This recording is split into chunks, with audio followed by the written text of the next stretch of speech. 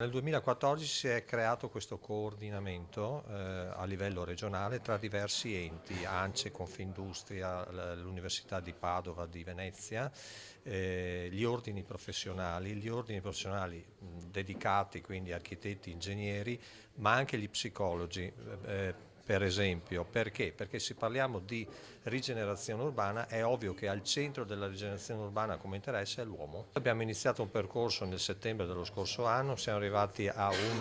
una grande manifestazione e a un protocollo firmato, un manifesto firmato il 3 di dicembre del 2014 proprio sulla rigenerazione urbana, quindi ci sono i fondamenti in quel provvedimento, in quel documento di questo raggruppamento e di questo coordinamento, e oggi stiamo lavorando proprio sul saldo zero. Se noi basassimo la riduzione del consumo di suolo meramente ad un ragionamento di quantità, noi andremo verso il consumo zero. Mentre quello che ci dice anche la Comunità Europea è che il saldo deve essere zero, il che non significa congelare la riqualificazione di ciò che c'è, ma semplicemente spingerla verso il fatto che attraverso meccanismi di compensazione, di mitigazione, si rinnovi ciò che c'è in funzione di di un uso più sostenibile e migliore del territorio. Per noi la cosa importante è, e lo abbiamo detto, vedere questo percorso e questa norma anche come un'opportunità di riragionare non più in termini espansionistici sul territorio, ma in termini di rigenerazione dello stesso e anche, seguendo la comunicazione della Comunità Europea, di utilizzo di nuovi materiali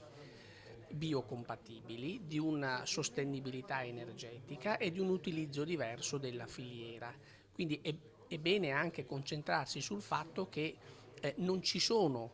corporativismi, ma semplicemente un impegno che viene anche da questa collaborazione nella rete Urban Meta a far sì che questa riduzione del consumo di suolo apra le porte ad una discussione, ad un investimento serio in Veneto su una rigenerazione e riqualificazione. Devo dire che siamo iniziati nel migliore dei modi questa seconda commissione che affronta il tema del PDL consumo zero del suolo attraverso delle importanti audizioni, in particolar modo Confindustria e ANCE, che ci ha dato una loro visione di questo progetto, che mi pare di capire largamente condiviso, deve trovare nel suo percorso, che vedrà le ulteriori audizioni nelle prossime settimane, un ulteriore affinamento, ma che va verso quella volontà da parte di tutti di creare un PDL che dia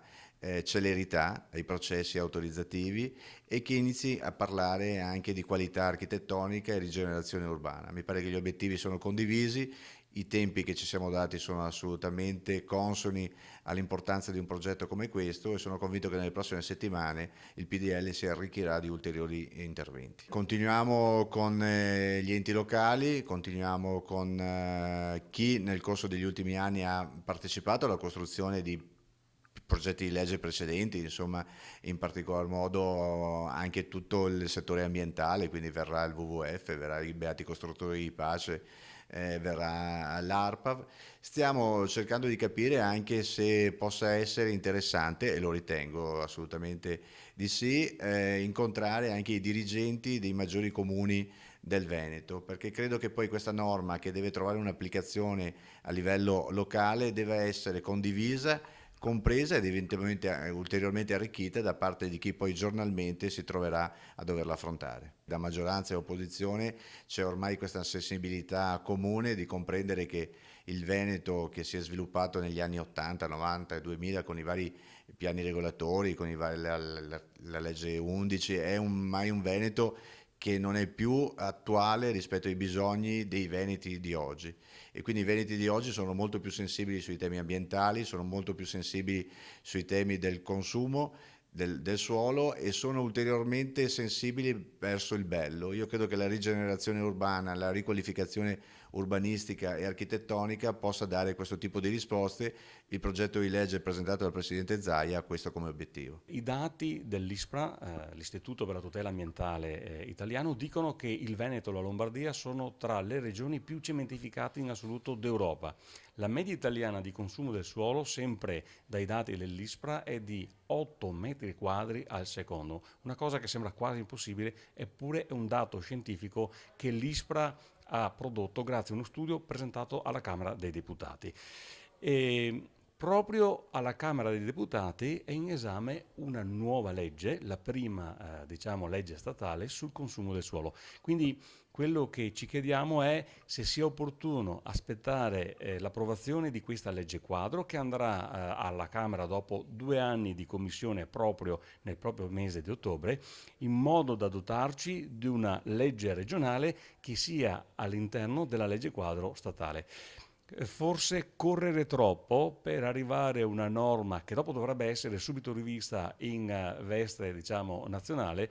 potrebbe portarci a dover fare un lavoro doppio. Quando si fa una norma deve essere fatta bene, quindi è giusto sentire tutti gli stakeholder. Io ho proposto al Presidente di Commissione di sentire ad esempio anche l'ARPAV per capire quali sono i dati relativi al Veneto. Sarebbe molto interessante capire le problematiche del Veneto, delle province del Veneto, dei comuni, per capire dove maggiori sono i problemi, e più conosciamo dati, più abbiamo poi anche la capacità di fare una norma che risponda a queste esigenze di tutela del suolo. Non serve bloccare, serve governare, serve dare un indirizzo ben chiaro su quella che è la volontà della Regione per garantire che quello sviluppo economico e quello sviluppo sociale che serve al nostro Veneto sia uno sviluppo consono alle esigenze appunto imprenditoriali, abitative, e dall'altra parte guardare con attenzione a tutela di un territorio che guarda al benessere del cittadino, ma soprattutto anche della valorizzazione del territorio stesso. È una legge che si aspetta e che deve dare un'indicazione ben chiara sul ruolo dei comuni, sul ruolo delle province, sul ruolo della regione, soprattutto perché incide su molte altre pianificazioni, ad esempio il piano cave, il piano dei rifiuti, dove si deve intervenire con attenzione per garantire servizi e qualità della vita.